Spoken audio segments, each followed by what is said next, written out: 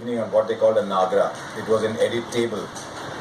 And they'd actually snip the film and join it with tape. It's how film is cut. It was being shot on film. There were no tapes. It was all shot on film. And by the time they finished editing, it would be about 10:30, 11 at night. And so they played out at 11 at night. And I remember going to the game the next day. And in Hyderabad, we have a very peculiar sense of humor.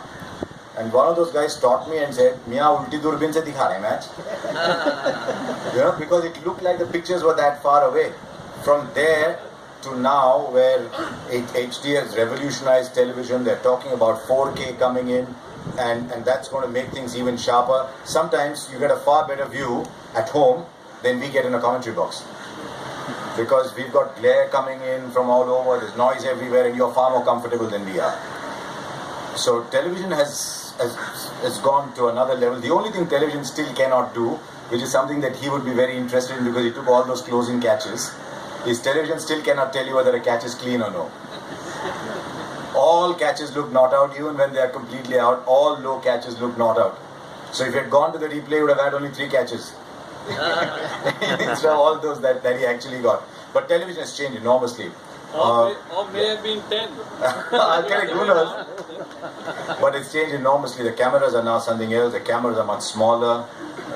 The editing and replays are much easier. Analytics have changed the way everyone's watching the game.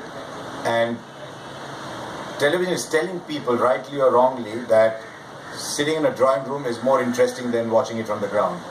It has its pros and cons. There's some things that you can watch better sitting at home, and there's something you can never watch sitting at home. For 2 reasons. One is the camera is bound to follow the ball and the batsman, and sometimes the most interesting things are happening off the ball, especially in sports like hockey and football, but even more as much so in cricket. Yeah. You have to send your stories on telex. My first in Pakistan, 1982-83. You file your story, which means you write your report on a manual typewriter, about 600, 700 words. They were carrying manual typewriters in 1992. Correct. Yeah. No, I'm saying you have to spend about an hour or so or more to write your report. Then you give it to the telex operator who will cut a tape, which means he's also keying it in, and therefore, while he's very swift on the keyboard, he would still take 15-20 minutes to cut a tape. And then the biggest nightmare of all, from Pakistan trying to dial India. You keep dialing, laga raha hai, and it will take an hour sometimes, an hour and a half.